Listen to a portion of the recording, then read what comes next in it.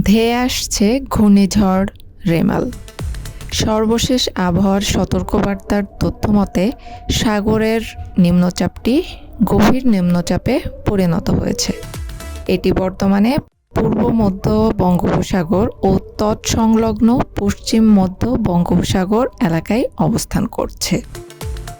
এটি আরও ঘনীভূত হয়ে আজ শনিবার ঘূর্ণিঝড় রেমালে পরিণত হতে পারে।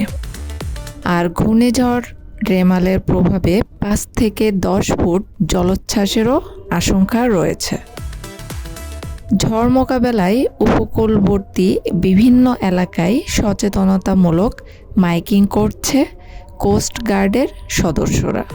সবাইকে নিরাপদ আশ্রয়ে থাকতে বলেছেন তারা।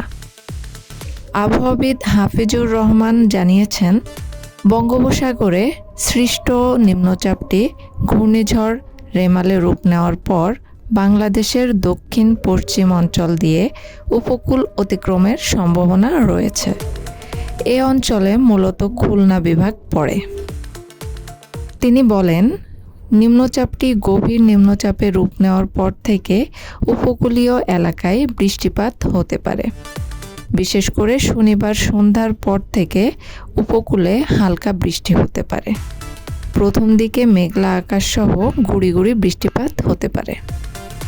বিজ্ঞপ্তিতে আরও জানানো হয়, নিম্নচাপ কেন্দ্রের 44 কিলোমিটারের মধ্যে বাতাসের একটানা সর্বোচ্চ গতিবেগ ঘন্টায় 40 কিলোমিটার, যা দমকা অথবা ঝোড়ো হাওয়ার আকারে 50 কিলোমিটার পর্যন্ত বৃদ্ধি পাচ্ছে।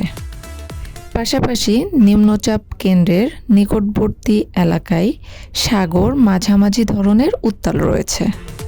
এই অবস্থায় চট্টগ্রাম, কক্সবাজার, মোংলা ও পায়রা সমুদ্র বন্দর সমূহকে 1 নম্বর দূরবর্তী সতর্ক সংকেত দেখিয়ে যেতে বলা হয়েছে।